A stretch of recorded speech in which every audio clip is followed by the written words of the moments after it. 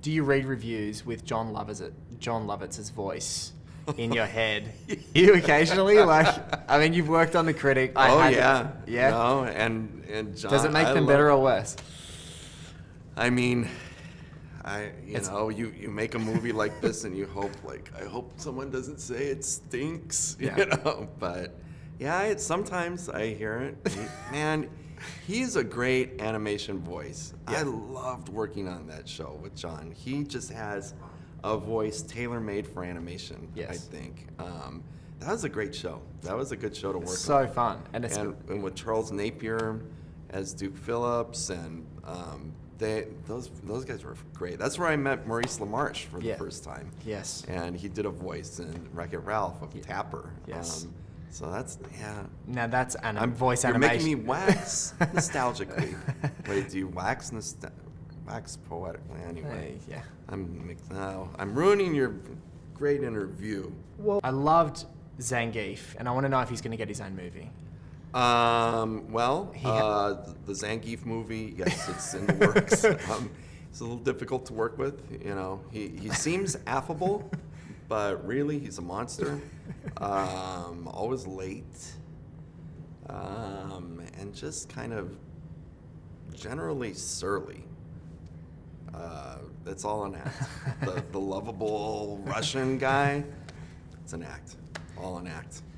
So when you were conceiving this, I mean, because I kind of think of it as like if Toy Story and Shrek had a video game baby. I'd hate to watch the conception.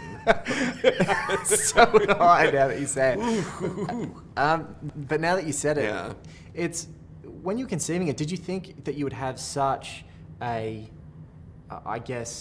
partnership with all of those classical video games when you were conceiving of it? Because for me, when I was just staggered looking at obviously the world that you're creating, but with how much is already established out there of these, pop culture characters, and how much they all sort of allowed you to play with their legacy. And I mean, it's something that I went into it thinking, okay, let's just approach this as if we do, as if we can work with all these, and let's not limit ourselves, to saying like, oh, we'll never get that, or oh, that'd be great, but so let's just make up some fake characters.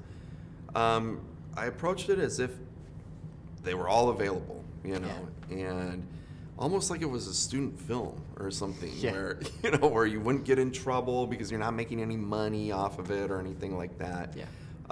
So it was kind of the sky was the limit. And then to actually kind of meet with these people at these game companies and pitch them the movie and have them kind of respond in a positive way and say, oh, this is cool. And then to be working with the characters, I mean, the big one was I mean, they were all great. It's like to be working with Pac-Man and to be working with Dig Dug, and but when we kind of sealed the deal with Bowser, it was like finding out like that we got De Niro. Brando.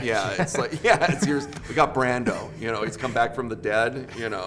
And Brando is in the movie. It just seemed.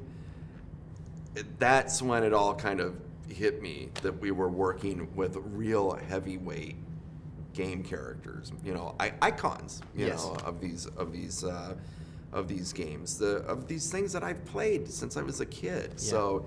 It really hit home at that point, and then to work with those game companies is kind of like in a partnership, where it was us picking their brain of, well, how would Bowser hold a coffee cup, and to be able to hone those performances to get them just so, because the fans know what Bowser's like and how he moves and what he would do, so to work with the people who created him, and know the ins and outs of the character was really cool. It was special. I've got to ask, because you work for Disney, and I think everyone who has worked for Disney or is working for Disney has been asked this question. Not the you want to see it? the Walt Disney head.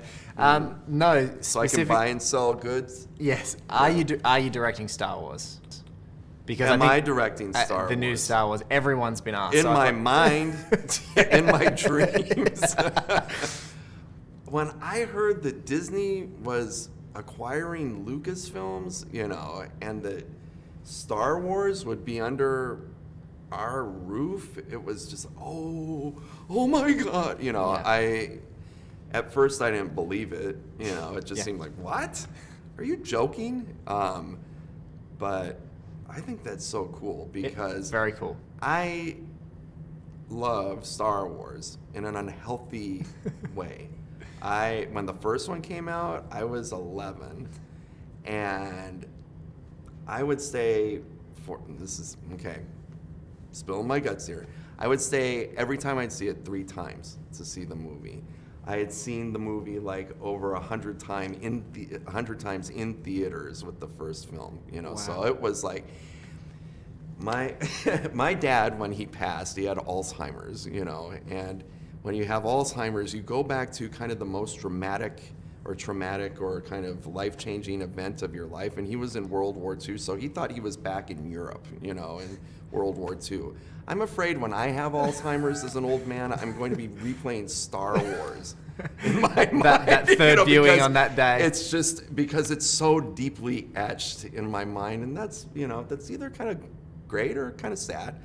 But to be at the studio now with such great people who will do, Michael Arndt is someone I Right. know, and to hear that Michael is writing the script is amazing. It you is. know, it's great. And the people, you know, that are at the studio at Disney and at Pixar love this movie so much, this franchise so much that it's gonna, whatever it is, it's gonna be amazing. I mean, it's gonna be handled so well, I think.